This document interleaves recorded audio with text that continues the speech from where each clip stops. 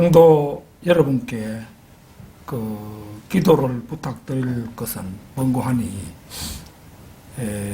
지금 현재 성경대로 믿는 사람들이 우리나라에도 있지만은 특히 이제 LA의 김경환 목사님이 그동안 이제 참 수고를 많이 해 오셨었는데, 제가 보기에 참 그리스도의 용맹스러운 용사로서 김경환 목사님이야말로 최고가 아닌가, 저는 그렇게 생각해 왔습니다. 그래서 이제 복음이 막히지 않도록 김경환 목사님 위해서 성도 여러분께서 기도 많이 해주시기 바랍니다. 물론 누가 어떻게 한다고 해서 하나님의 귀한 쓰임을 받는 종이 갑작스럽게 어떻게 된다거나 이런 건 아니지만은 복음이 막히지 않도록 성도 여러분께서 기도 많이 해주시기 바랍니다. 자, 오늘 오후에 다 같이 읽으실 성경 말씀은 다니엘 7장입니다. 다니엘 7장.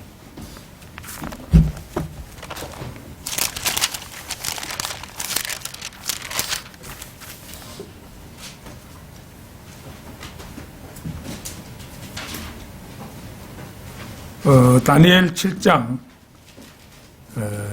7절 8절 말씀입니다. 다니엘 7장 7절 8절 말씀. 다 찾으신 줄 알고 제가 받들어 읽겠습니다. 2일 후에 내가 밤에 환상들을 보았고 넷째 짐승을 보았는데 두렵고 무서우며 힘이 매우 세고 또 철로 된 큰 이빨을 가졌더라. 그 짐승이 먹고 산산이 부수며 그 나머지는 발로 밟더라. 그 짐승은 먼저 있었던 모든 짐승들과 다르며 또 그 짐승은 10뿔을 가졌더라. 내가 그 뿔들을 살펴보았더니 보라, 그것들 가운데서 또 다른 작은 뿔이 나오더니 먼저 나온 뿔 3개가 그 앞에서 뿌리째 뽑혔더라. 또 보라, 이 뿔에는 사람의 눈 같은 눈이 있고 또 큰 일들을 말하는 입이 있더라. 굉장히 이 내용만 보아서는 굉장히 난해한 말씀이죠.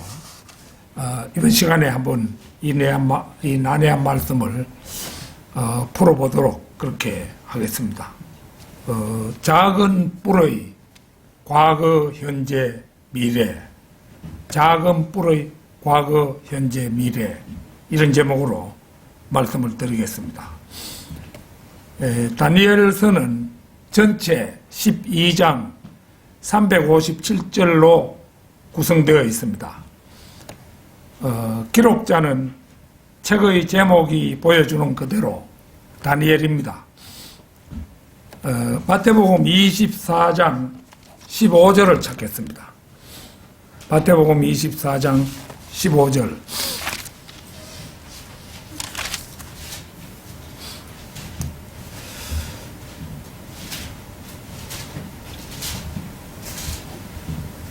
그러므로 너희가 선지자 다니엘을 통하여 말씀하신 멸망의 가정한 것이 거룩한 곳에 선 것을 보리니 읽는 자는 깨달으라. 이것은 이제 예수님께서 하신 설교 중 한 부분인데, 예수님께서도 다니엘서는 다니엘이 기록했음을 인정하고 계시지요. 이 사실은 마가복음 13장 14절에도 그대로 기록이 되어 있습니다. 히브리어로 다는 심판주라는 뜻이고, 다니라고 말하면 나의 하나님 또는 나의 심판주 이런 뜻이고, 엘은 엘로힘의 약자로 하나님을 뜻합니다. 그래서 다니엘이라는 이름은 하나님은 나의 심판주시라 또는 나의 심판주는 하나님이시라 이런 뜻이 됩니다. 다니엘서는 BC, 그러니까 기원전 670년에서 534년 사이 약 73년간에 걸쳐 일어난 사건들을 기록하고 있는 책입니다. 이 책에 기록되어 있는 사건들의 시간적 범위를 이처럼 정확하게 추정할 수 있는 것은 다니엘이 바빌론의 느부갓네살 왕에게 포로로 잡혀가 있는 동안에 그 일들이 이 책에 기록되어 있다는 사실을 우리가 잘 알고 있기 때문입니다. 그러나 성경이 미리 기록된 역사책이라는 예언의 관점에서 보면 다니엘서는 바빌론으로부터 메데 페르시아, 헬라, 로마로부터 인류 역사의 종말까지를 아우르고 있다는 사실을 알 수 있습니다. 신약이 끝나는 시점으로부터 그리스도의 재림까지에 걸쳐 일어나게 될 미래의 일들을 기술하고 있는 책이 요한계시록이라면 구약이 끝나는 시점에서 신약이 시작되는 시점까지의 역사기간 동안에 일어나게 될 미래의 일들을 기술하고 있는 책이 바로 다니엘서입니다. 이런 점에서 다니엘서는 성경 안에서도 매우 독특한 위치를 점한다고 할 수 있는데 요한계시록과 다니엘서가 갖는 공통점이 바로 이 두 책이 모두 어떤 공백기를 메우고 있다는 점이라고 할 것입니다. 그렇기 때문에 말라키에서 마태복음까지의 모든 역사적 정보를 입수하려면 이 기간의 공백을 빈틈없이 메우고 있는 다니엘서에 의존할 수밖에 없습니다. 물론 다니엘서는 구약이 끝나는 말라키에서 신약이 시작되는 마태복음 사이의 공백기를 메우는 역사적 사실뿐만 아니라 교회 시대를 뛰어건너 대환란과 재림의 일들까지 멀리 내다보는 예언들이 담겨 있기 때문에 우리는 이 책을 읽으면서 우리의 시야를 과거뿐만 아니라 미래까지 폭넓게 향할 수 있지 않으면 안 됩니다.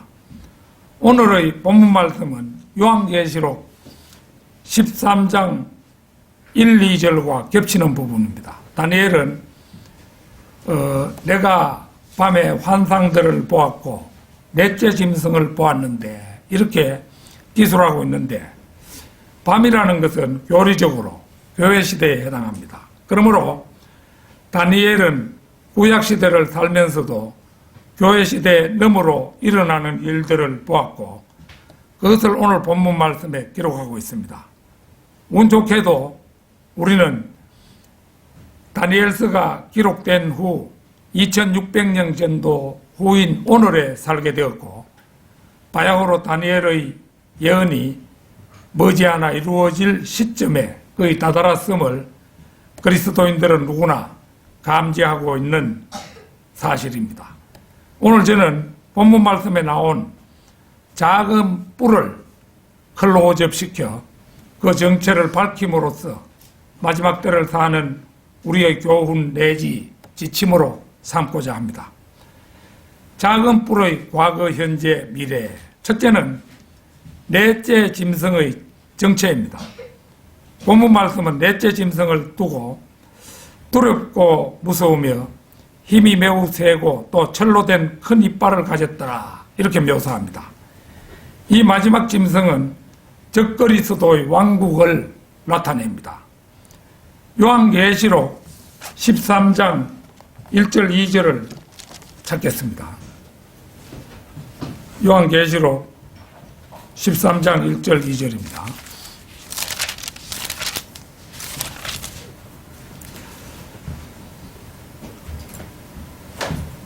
내가 바닷가 모래 위에 서서 보니 한 짐승이 바다에서 올라오는데 7머리와 10뿔을 가졌더라.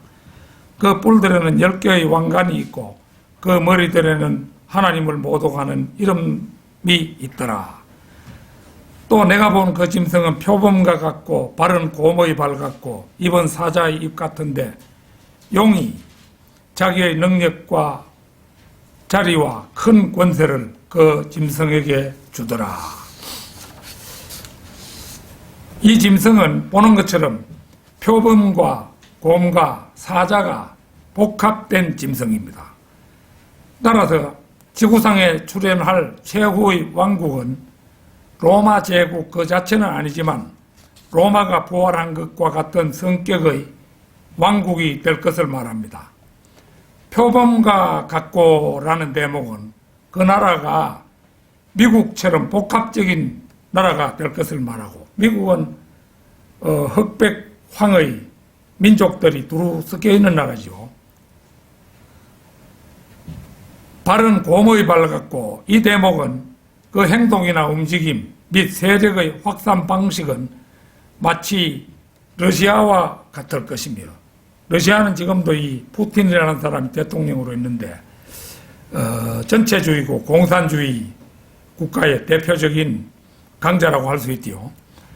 입은 사자의 입 같은데, 이 대목은 사자는 영국을 상징하고, 이러니까 이 대목은 그 사용 언어가 영어가 될 것을 말해준다는 것입니다. 마지막에 출현하는 이 짐승은 다니엘서에서는 어떤 짐승인지 그 종류가 언급되지 않은 채 그냥 그 짐승은 먼저 있었던 모든 짐승들과 다르며 두렵고 무서우며 힘이 매우 세고 또 철로 된 큰 이빨을 가졌더라, 이렇게 적고 있습니다. 여기에서 우리는 이 짐승의 큰 이빨이 철로 되어 있다는 점에 주목해야 합니다. 철은 로마와 깊은 관련이 있습니다.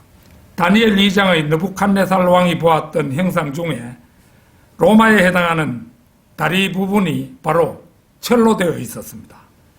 역사에서 철권 통치라고 말할 때 이것은 곧 로마의 통치 형태를 일컫는 말입니다. 무엇인가를 먹어치우고 산산이 부순 다음 그 나머지를 짓밟는 이 짐승의 발이 또 곰의 발입니다. 이것은 곧 러시아의 모형이며 정치적으로는 공산주의 체제를 의미합니다. 따라서 넷째 왕국은 로마 제국 그 자체가 아니라 로마적 특성을 고스란히 지니고 있는 왕국으로서 이것이 바로 적그리스도의 왕국입니다.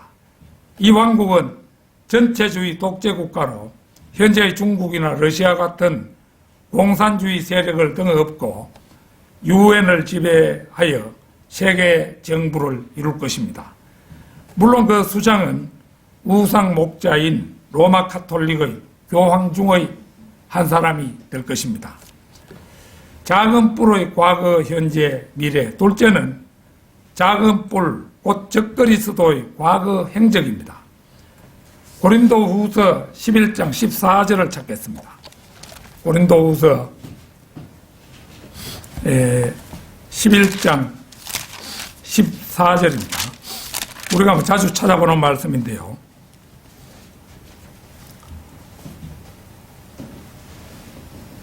이것은 놀랄 일이 아니니 이는 사탄도 자신을 빛의 천사로 가장하기 때문이라. 이 말씀의 핵심은 사탄도 빛의 천사인 예수 그리스도를 모방한다는 것입니다.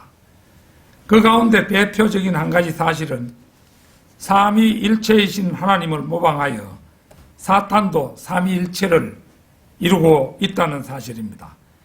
즉 아버지 하나님격인 마귀인 용, 아들 하나님격인 짐승, 곧 작은 뿔이고 성령 하나님격인 거짓 선지자, 이게 이제 마귀의 삼위일체입니다. 그런데 이 가운데 짐승에 해당하는 작은 뿔은 예수 그리스도의 지상 사역 때 사람의 모습을 입고 와서 예수님의 제자가 되어 있었습니다. 요한복음 6장 70절 찾겠습니다. 요한복음 6장 70절입니다.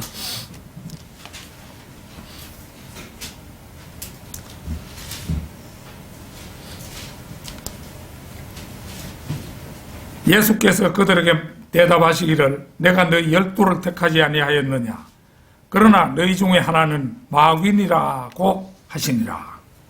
보는 것처럼 12제자 가운데 하나인 유다 이스카리옷이 그 본래 정체가 마귀였음을 보여주는 대목입니다. 마가복음 14장 10절 11절도 보겠습니다.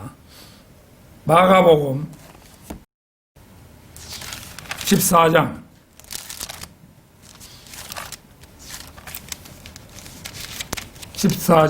10절 11절입니다.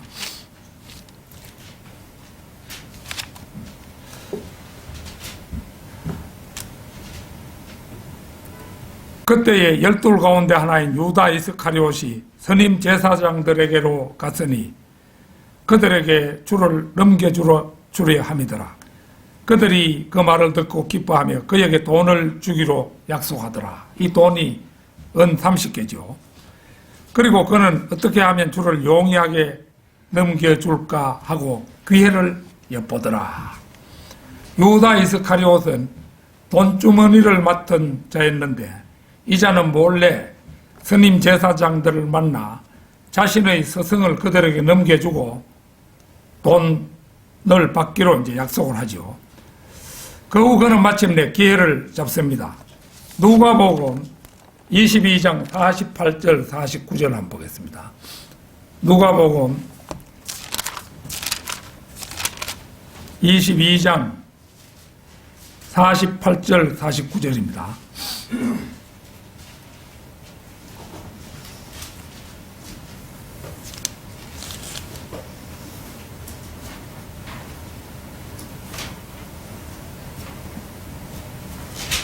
자, 47절이네. 47절,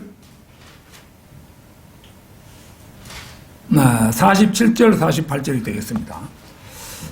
주께서 아직 말씀하고 계시는데 무리를 보라.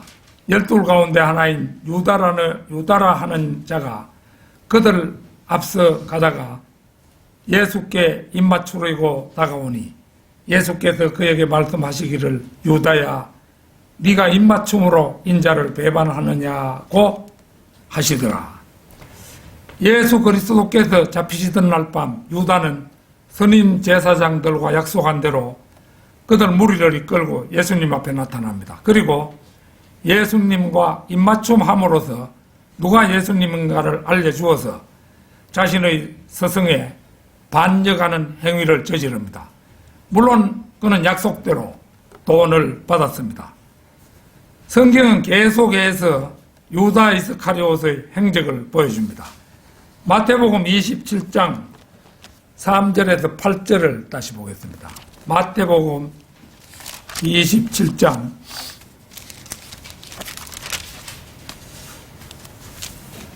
3절에서 8절입니다.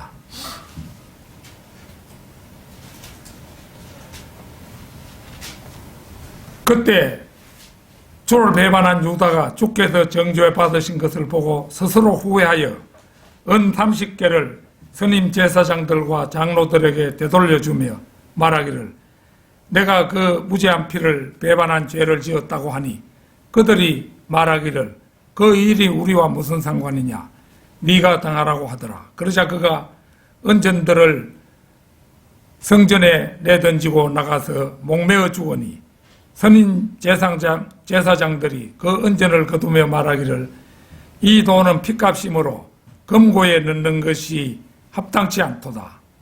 예수님의 핏값인 셈이잖아요. 라고 하더라. 그들이 의논한 후에 그것으로 토기장의 밭을 샀으니 이는 타국인들을 위한 묘지로 쓰려 함이라. 그러므로 그 밭을 오늘까지 피밭이라 부르더라. 유다 이스카리옷은 본래 마귀였는데 사람의 모습을 입으면서 양심도 가지고 있었음을 알 수가 있죠. 우리가 방금 읽어본 데도 보면은 유다가 주께서 정죄 받으신 것을 보고 스스로 후회하여 은 30개를 선임 제사장들과 장로들에게 되돌려주며 내가 그 무죄한 피를 배반한 죄를 지었다고 하니 이 대목이 그 양심을 가지고 있음을 보여주죠. 그는 양심의 가책을 견디다 못해 이제 그 목을 메어 죽는 그런 자살로 생을 마감합니다. 유다 이스카리옷이 던지고 간 은 30개로는 타국인의 묘지로 쓸 밭을 샀다고 말하고 있죠. 사도행전 1장 16절에서 19절도 한번 보겠습니다. 사도행전 1장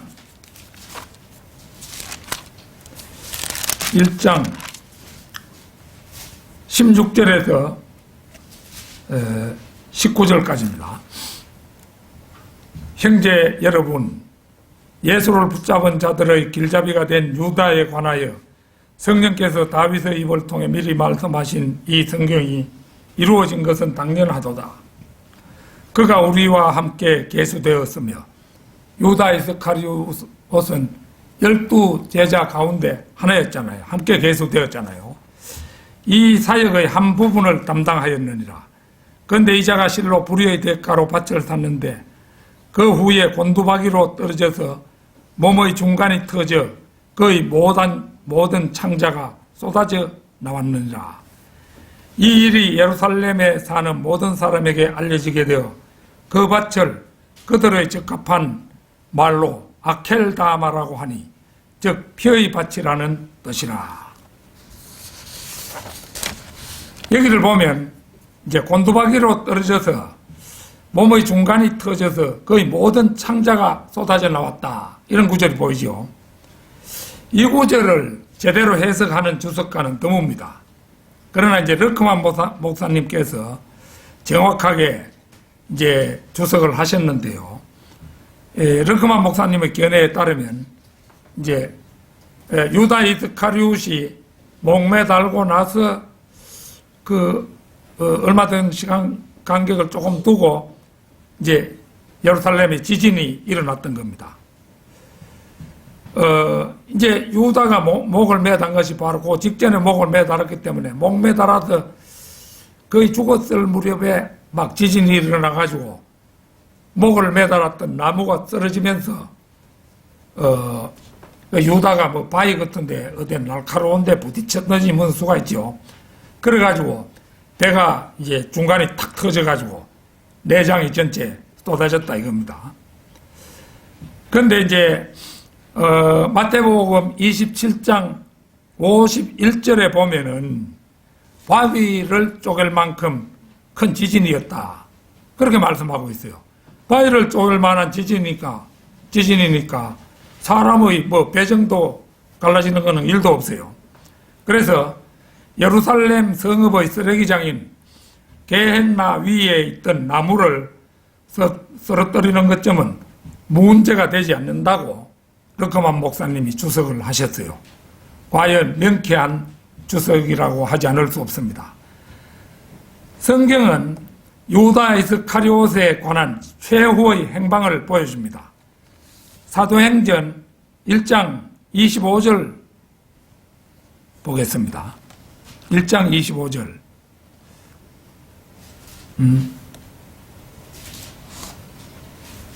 1장 25절. 이 사역과 사도의 직분의 한 부분을 담당케 하소서. 유다는 범죄함으로 이로부터 떨어져 그 자신의 거처로 갔나이다 라고 한 후에 이렇게 되어 있죠. 유다는 이제 범죄함으로 이로부터 떨어져 그 자신의 거처로 갔다. 이 구절에서 본래 마귀였던 유다 이스카리옷은 이제 자기 거처로 갔다고 그렇게 말씀하고 있죠.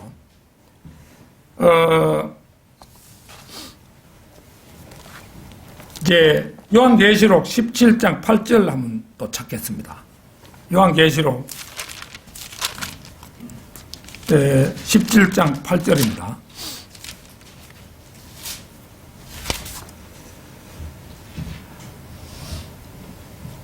네가 본 그 짐승은 전에 있었다가 지금은 없고 앞으로 끝없이 깊은 구렁으로부터 나와서 멸망으로 들어갈 자라. 또 땅 위에 사는 자들 곧 세상의 기초가 놓인 이래로 생명책의 이름이 기록되지 않은 자들이 전에 있었다가 지금은 없고 그러나 있는 그 짐승을 보고 놀랄 것이라. 이렇게 말씀하고 있죠. 그러니까 이제 이 유다 이스카리옷이 간 곳이 이제 자신의 거처인데 그 거처가 어디냐? 끝없이 깊은 구렁이라는 거죠. 끝없이 깊은 구렁. 그래서 우리가 유다 이스카리옷이 간 곳이 끝없이 깊은 구렁인데 이제 거기서부터 나중에 등장할 때는 거기서부터 이제 나오는 거죠. 작은 뿔의 과거, 현재, 미래. 셋째는 작은 뿔의 현재입니다. 우리는 지금까지 작은 뿔의 과거 행적을 세세히 살펴보았는데 현재의 그 행적을 그린 직접적인 대목은 찾아보기 좀 힘이 듭니다. 먼저 그의 위치입니다. 우리가 앞서 사도행전 1장 25절에서 그 자신의 거처로 갔나이다 라는 구절을 찾아보았고 또 자기 거처는 끝없이 깊은 구렁으로 묘사되는 곳으로 우리가 사는 지구의 지하세계에 있는 한 장소입니다. 제가 보기에는 이제 누가복음 16장 요 이제 조금 있으면 보겠습니다만은 그부터 먼저 한번 보도록 하겠습니다. 이 지하세계는 누가복음 16장에 가장 구체적으로 묘사가 되어 있습니다. 한번 찾아보겠습니다. 누가복음 16장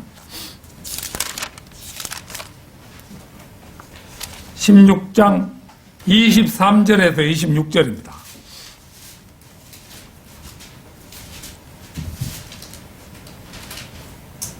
부자가 지옥에서 고통받는 중에 눈을 들어 저 멀리 아브라함을 보았더니 나사로가 그의 품에 있는지라 그가 소리질러 말하기를 아버지 아브라함이여 저를 불쌍히 여기셔서 나사로를 보내시어 그가 자기 손가락 끝에 물을 적셔 내 혀를 식히게 하소서 내가 이 불꽃 가운데서 고통을 받고 있나이다 라고 하니 아브라함이 말하기를 아이야 너는 네 생전에 좋은 것을 받았고 나사로는 나쁜 것을 받았음을 기억하라.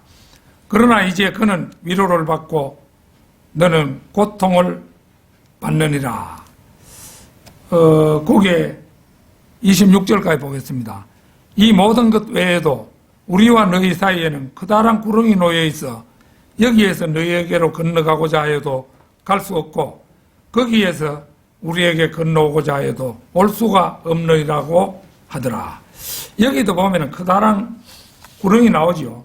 구렁이 나옵니다만은 이제 지하세계에 이제 아브라함의 품이라 불리는 낙원이 있고 이제 그 건너편에 지옥이 있는데 낙원과 지옥 사이에는 커다란 구렁이 있다. 이래서 이제 이쪽에서 저쪽으로 건너갈 수도 없고 저쪽에서 이쪽으로 건너올 수도 없는 그런 식으로 되어 있다 이거죠. 그러니까 그런데 끝없이 깊은 구렁이라는 말은 이제 성경에 7번 나오는 말로 여기서 말하는 커다란 구렁하고는 다른 것 같아요. 모두 요한계시록에 이제 끝없이 깊은 구렁이라는 말이 7번에 걸쳐 나옵니다. 많은 성경학자들은 이 말을 허구라고 하지만 성경은 결단코 허무맹랑한 이제 허구를 기록하지는 않습니다. 끝없이 깊은 구렁은 하나님으로서는 매우 간단한 장치라고 할 수가 있죠. 전능하신 분이니까 성경은 사탄이 마치 바닥이 없는 특별한 구덩이 같은 구렁의 사면에까지 끌어내려 지리라. 이사야 14장 15절에서 구렁의 사면에까지 끌어내려 지리라 이렇게 말씀하고 있어요. 이 구절은 바닥이 없는 구덩이, 곧 가운데가 빈 도넛과 같은 모양의 구덩이를 말합니다. 성경은 지구의 중심에 그러한 구덩이가 있다고 그렇게 말씀합니다. 이거는 이제 그 지옥과 낙원 사이에 있는 커다란 구렁이 아니고 이게 도넛 모양으로 생겨가지고 지구의 자전에 따라서 돌고 도는 그런 이제 그 구렁이에요. 그러니까 여기에 이제 한번 던져지면은 이거는 뭐 이래 턱 앉아서 쉰다든가 이런 게 없어요. 허공에 뜬 채로 계속 도는 거예요. 그러니까 이제 끝이 없는 거죠. 다람쥐 그 쳇바퀴처럼 그렇게 도넛 모양의 끝없이 깊은 구렁이 있다고 할 때 지구의 자전에 따라서 돌면은 이게 허공에 떠 있는 거죠. 그 들어간 존재들은 전부 허공에 떠가 있는 거예요. 그대로 돌고 도는데 되는 겁니다. 그래서 섭씨 이거 어떻게 계산한 건지 잘 모르겠는데 르크만 목사님이 하신 말씀에 따르면 섭씨 235도를 훨씬 초과하는 온도의 이 끝없이 깊은 구렁에서 계시록 9장에 언급된 것처럼 마귀의 세력들이 이제 환란 때에 분출하는 것을 봅니다. 이 마귀의 세력들이 나올 때에 끝없이 깊은 구렁에서 나오는데 이 구렁은 문자 그대로 이제 사면뿐입니다. 그러니까 경사진 것뿐이죠. 그러니까 계속 떨어지는 것은 계속 떨어지게 되어 있는 거예요. 끊임없이 회전하니까. 이런 곳에서 사는 공포는 지구의 중심에 있는 어떤 구렁이라도 지구의 자전과 함께 끊임없이 회전하고 있으리라는 것을 생각해 볼 때 상상할 수 없을 정도로 불가사의하다고 할 수 있죠. 이 구렁에 있는 자들은 누구나 지구의 자전과 함께 사면 좌우로 끊임없이 돌아 어느 때에도 안정할 수 없는 그런 처지에 있는 것입니다. 유다 이스카리옷 곧 작은 뿌리자 적그리스도는 지금 지구 중심부 끊임없이 회전하는 끝없이 깊은 구렁에 떠서 자기 때를 기다리며 대기하고 있는 것입니다. 데살로니가 후서 2장 7절 한번 찾겠습니다. 데살로니가 후서 2장 7절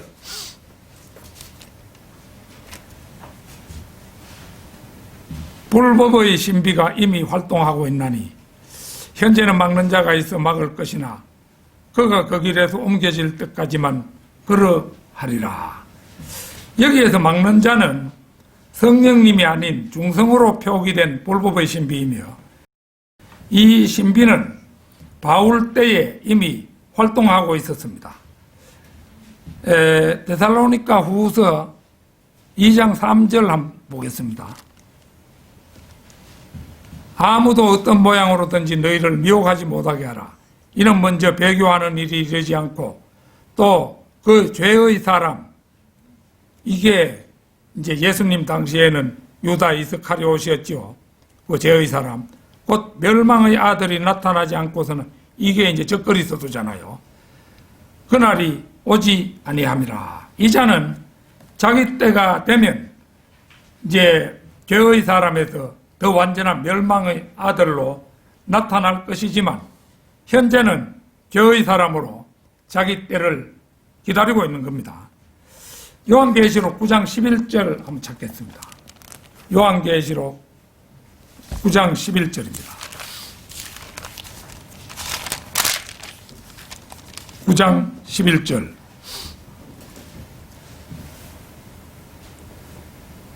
또 그들에게는 자기들을 다스리는 왕이 있으니 끝없이 깊은 구렁의 천사요 그 이름은 히브리어로 아바돈이며 헬라어로 그 이름은 아폴로온이더라.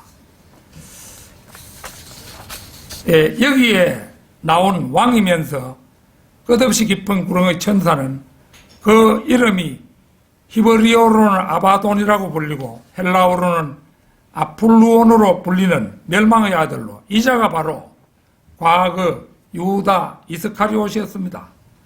아울러 이 자가 앞으로 이 세상에 나타나 많은 사람들을 죽이고 공포로 몰아넣을 적그리스도 바로 그 자인 것입니다. 작은 뿔의 과거, 현재, 미래. 넷째는 작은 뿔의 미래입니다. 자, 오늘 본문 말씀 8절을 보면요. 내가 그 뿔들을 살펴보았더니 보라, 그것들 가운데 또 다른 뿔이 나오더니 먼저 나온 뿔 3개가 그 앞에서 뿌리째 뽑혔더라. 또 보라, 이 뿔에는 사람의 눈 같은 눈이 있고 또 큰 일들을 말하는 입이 있더라. 다니엘은 지금 요한보다도 거의 650년이나 앞서 이 기이한 짐승의 모습을 보고 있는데, 그 뿔들을 살펴보았더니 그 뿔들 가운데서 또 다른 작은 뿔이 나오더니 먼저 나온 뿔 3개가 이 작은 뿔에 의해서 뿌리채 뽑혀버립니다. 그리고 새로 나온 이 작은 뿔은 사람의 눈 같은 눈을 가지고 있고 입으로는 무엇인가 큰 일들을 말합니다. 그러면 이 모든 기이한 현상들이 도대체 무엇을 말하며 작은 뿔은 누구를 지칭하는 것인가 하는 점입니다. 650년 뒤에 이 짐승에 대해 요한이 기술하고 있는 구절들을 참고 삼아 작은 뿔의 미래를 조명해 보기로 하겠습니다. 요한계시록 17장 10절에서 12절입니다. 17장 10절에서 12절입니다.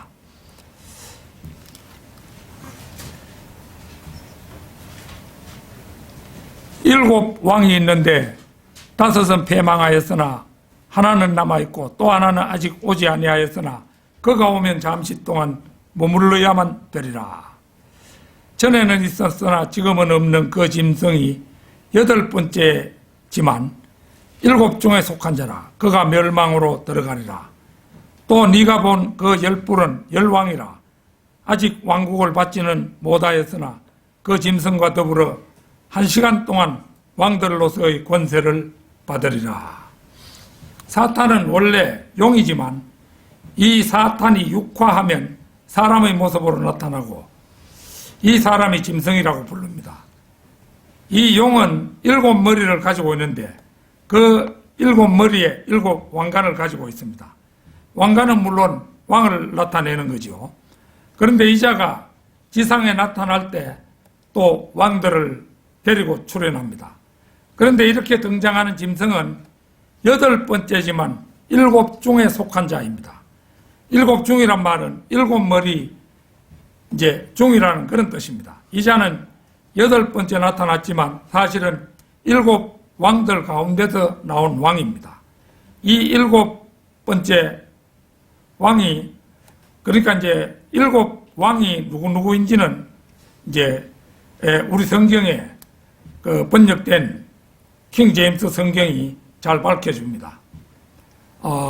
저는 유다 이스카리옷, 그 작은 뿔의 그 과거 현재를 말하는 것이니까 한정된 시간을 가지고 그 왕을 일일이 설명할 수는 없어요. 여러분께서 그 좋은 다른 설교나 이런 걸 참고하거나 주석서를 참고하는 수밖에 없겠죠.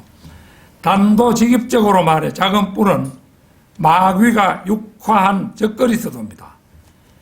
이 작은 뿔은 다니엘 7장 20절에서는 또 다른 뿔로 언급되고 있는데 10개의 뿔에서 나온 자로서 이 자가 출현하자 그 앞에서 3개의 뿔이 떨어져 나갑니다. 다니엘 7장 24절 25절을 보면 이 10뿔은 장차 일어날 10왕이라고 확실히 밝히고 있고 그들 뒤에 일어날 또 하나 즉 작은 뿔로 언급되는 적그리스도가 먼저 있던 자들과는 다르며 그가 새 왕들을 복종시킬 것이라고 언급합니다. 이 적그리스도를 성경은 다음과 같이 묘사합니다. 다니엘 8장 23절에서 25절을 한번 보겠습니다. 다니엘 8장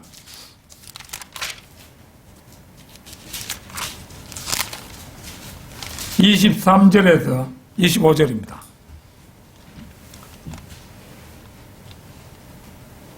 그들 왕국의 나중 때에 범죄자들이 가득 차게 되면 무서운 용모를 하고 난해한 문장들을 깨닫는 한 왕이 일어나리라. 그의 권세가 막강할 것이나 자기 자신의 권세에 의한 것은 아니니 그가 놀랍도록 파괴시킬 것이며 번성할 것이고 마음대로 행하며 강한 자들과 거룩한 백성을 멸하리라. 거룩한 백성은 이스라엘 민족이죠. 그의 지혜를 통하여 그가 자기 손에 기술을 늘려서 자기 마음속에 자신을 높이고 평화로 많은 것을 멸하리라. 그는 또한 통치자들 중의 통치자를 대적하였을 것이나 그가 사람의 손에 의하지 않고 부서지게 되리라. 적그리스도는 무서운 용모를 하고 난해한 문장을 깨닫는 한 왕입니다. 세상이 온통 범죄자들로 가득 차서 총체적인 타락상을 보일 때 한 왕이 일어설 텐데 이 자는 용모부터가 무섭게 생겼지만 난해한 문장을 깨닫는 지혜를 겸비하고 있습니다. 난해한 문장들이란 그 의미가 불가사의하고 비유처럼 비밀이 숨겨져 있어서 얼른 이해하기 어려운 신비로운 내용을 담고 있는 글들을 말하는데 이런 것들을 척척 이해하는 지혜가 있어 적그리스도는 그 권세의 신비로움을 더욱 과시하게 될 것입니다. 이 자는 그 막강한 권세로 그가 놀랍도록 파괴시킬 것이며 번성할 것이고 마음대로 행하며 강한 자들과 거룩한 백성을 멸하겠지만 그 권세가 자기 자신의 권세에 의한 것은 아니라고 말씀합니다. 그렇다면 이자의 막강한 권세는 도대체 누구에 의한 것인가 하는 점입니다. 요한계시록 13장 2절에 그 사실이 나오지요. 요한계시록 13장 2절.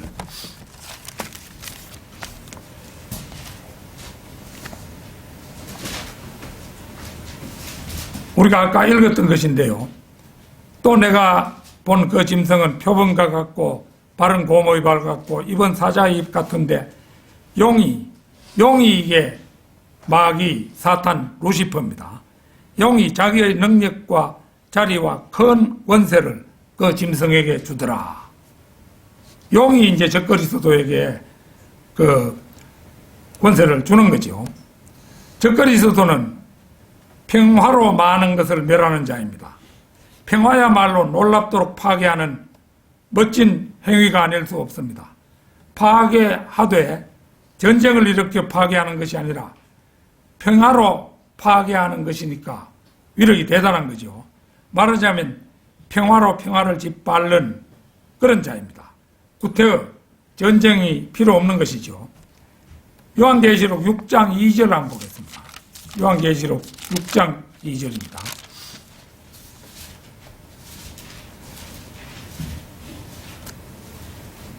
내가 보니 보라 흰 말 한 마리가 있는데 그 위에 탄 자가 활을 가졌더라.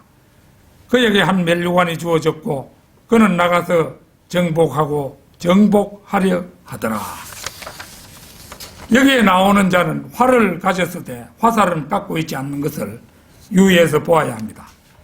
화살이 없으면서도 정복하고 정복하려 합니다. 바로 평화로 이제 정복하는 것이죠. 흰말에 올라탄 적그리스도가 활을 가지고 나타나기만 해도 세상은 그에게 굴복하고 목을 내놓습니다. 이사야 9장 6절은 우리 주님을 화평의 통치자라고 부릅니다. 평화로 세상을 굴복시키는 수법은 마귀가 철저히 우리 주님을 모방한 데서 온 결과입니다. 예수 그리스도를 모방하는 것은 마귀의 가장 뛰어난 재능입니다. 따라서 평화를 외치며 다가오는 자가 있다면 우리는 정신을 똑똑히 차리고 경계할 필요가 있는 것입니다. 요한계시록 17장 8절 찾겠습니다. 17장 8절.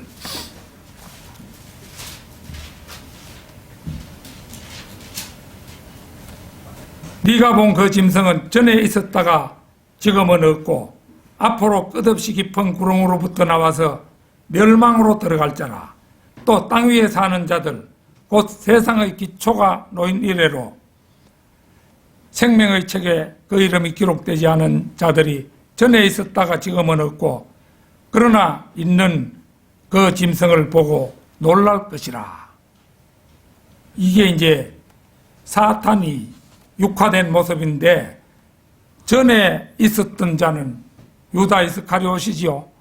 그게 이제 자기 거처인 끝없이 깊은 구렁으로 갔다가 이제 이게 나타나면은 사람들이 그 짐승을 보고 놀란다는 겁니다. 예, 유다 이스카리옷 그 적그리스도지요. 적그리스도는 네가 본 그 짐승은 전에 있었다가라는 말로 미루어 한때 땅에 살았던 사람입니다. 지금은 없고라는 구절로 볼 때 이 자는 요한과 함께 이 땅에 있었으나 요한이 계시록을 기록할 때는 살아있지 않았습니다. 목매달아서 배 한가운데가 터져서 창자가 나와 죽었죠.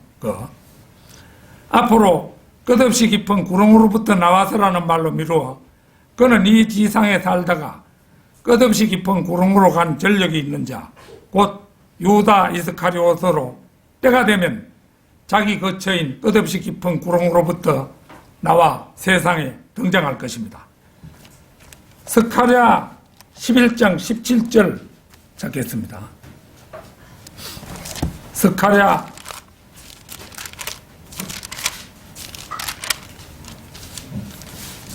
11장 17절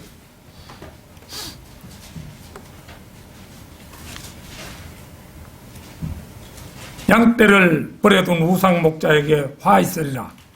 칼이 그의 팔과 그의 오른 눈에 임하리니 그의 팔은 바싹 마르고 그의 오른 눈은 완전히 어둡게 되리라. 여기에 나온 우상 목자는 이제 로마 가톨릭의 그 교황 가운데 한 사람이 될 것입니다. 그런데 이 자는 이제 우리가 이 자를 볼 수는 이제 우리가 직접 볼 수는 없죠. 그러나 이 자는 이제 어느 날 이제 저격을 받습니다. 그래가지고 머리에 큰 상처를 입고 오른팔도 완전히 상하는 거예요. 그래가지고 한쪽 팔이 마르고 오른 눈이 완전히 먼 이제 애꾸 눈이 되겠죠. 그걸 이제 말하는 겁니다. 이게 이제 적그리스도예요. 바로 적그리스도인데 요한계시록 13장 3절도 한번 보겠습니다. 요한계시록 13장 3절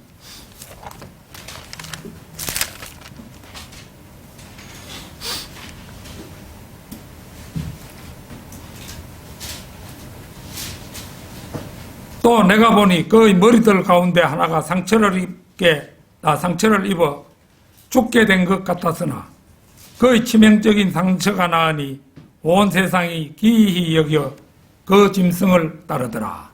이게 이제 적그리스도인데 로마 교황 중에 이제 한 명이 저격을 받아서 오른 눈이 완전히 실명돼 버리고 팔까지도 상처를 입어가지고 팔이 완전히 말라버리죠.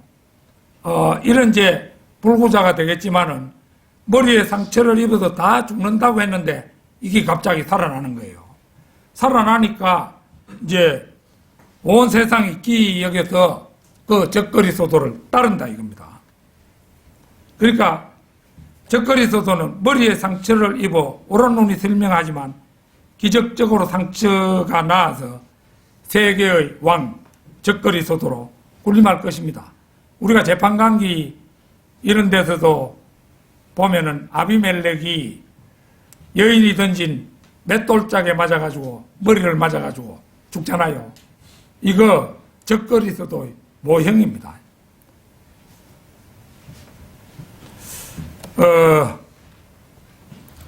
그래서 데살로니가 후서 2장 3절 4절을 찾겠습니다. 데살로니가 후서 2장 3절 4절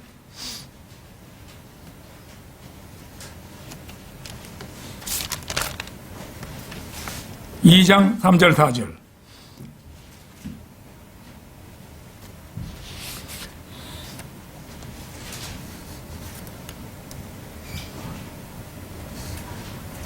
자, 아무도 어떤 모양으로든지 너희를 미혹하지 못하게 하라. 이는 먼저 배교하는 일이 이르지 않고 또 그 죄의 사람 곧 멸망의 아들이 나타나지 않고서는 그날이 오지 아니함이라. 그는 대적하는 자며 또 하나님이라고 불리는 모든 것과 숭배받는 대상 위에 자신을 높여 하나님의 성전에 앉아 하나님처럼 보여 자신을 하나님이라고 하느니라. 이 멸망의 아들은 보는 것처럼 이제 예루살렘에 성전이 서면은 성전의 자비석 위에 앉아서 자신을 하나님이라고 그렇게 높이면서 사람들의 경배를 받는 그런 모습을 이제 보여줄 것입니다. 이 적그리스도고 짐승이지요. 결론적으로 우리는 지금 생각보다 휴거가 임박한 시대를 살고 있습니다. 이 마지막 때 앞에 있을 그 모습들을 보여주는 곳이 있는데요. 마태복음 24장 7절 8절 한번 보겠습니다.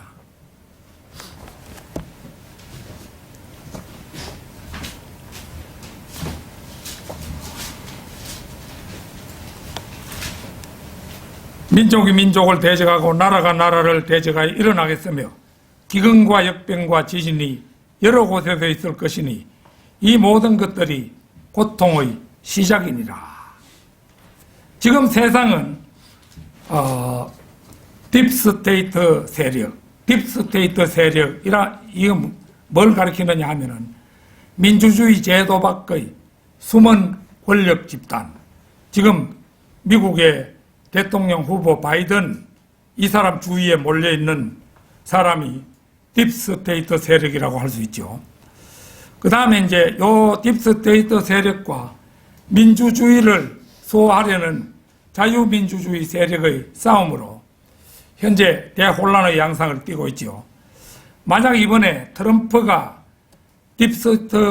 딥스테이트 세력을 막는데 성공한다면 주님의 공중 재림이 다소 늦춰질 가능성이 있습니다만은 딥스테이트 세력인 바이든, 힐러리, 빌 게이츠, 조지 소로스 등이 이제 머지않아 득세한다면 주님의 공중 재림은 이제 카운트다운에 돌입할 것입니다. 그러나 이번에 이제 트럼프가 재선에 성공한다 해도 일시적인 저지에 그칠 것이며 우리가 이제 성경의 예언들로 볼 때 적그리스도가 반드시 오게 되어 있으니까 멀지 않은 날 딥스테이트 세력이 득세하여 잠시 연기되었던 넷째 짐승의 시대 적그리스도의 왕국은 만고 불변의 진리인 성경의 예언대로 진행될 것이라는 점에서 변함이 없다고 할 것입니다. 기근도 이제 대기근이 지금 닥칠 시점에 임박해 있죠. 지난 여름 중국의 대홍수로 많은 농경지들이 침수되어 익어가던 곡식이 그대로 말라버렸고 작황이 최악의 상태에 이른 데다가 오만 근처에서 시작된 메뚜기 떼의 창궐이 이란과 아프가니스탄, 인도 등의 농경지들을 휩쓸어 버렸고 중공마저 이제 그 메뚜기들 일부가 침입을 했어요.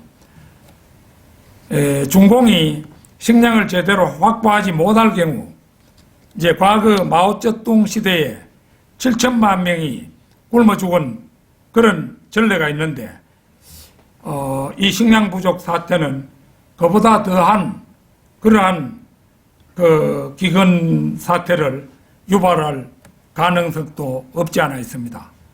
그 다음에 역병은 지금 중공 바이러스 팬데믹 사태로 전 세계 확진 환자 총 수가 얼마냐 하면은 6,039만 2,999명, 최근에 어느 날 그 통계인데요.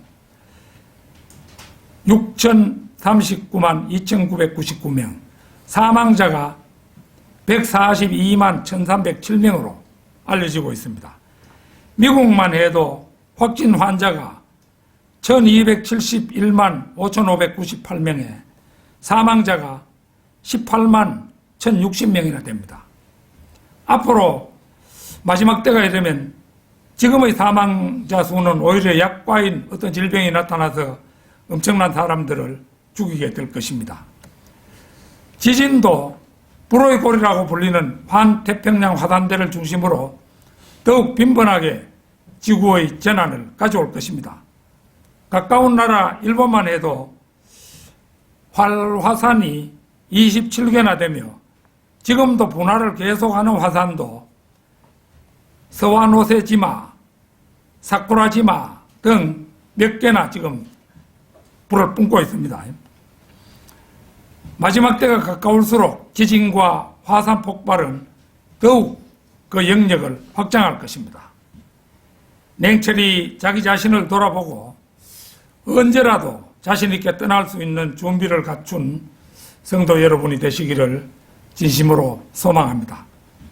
다 같이 기도드리겠습니다.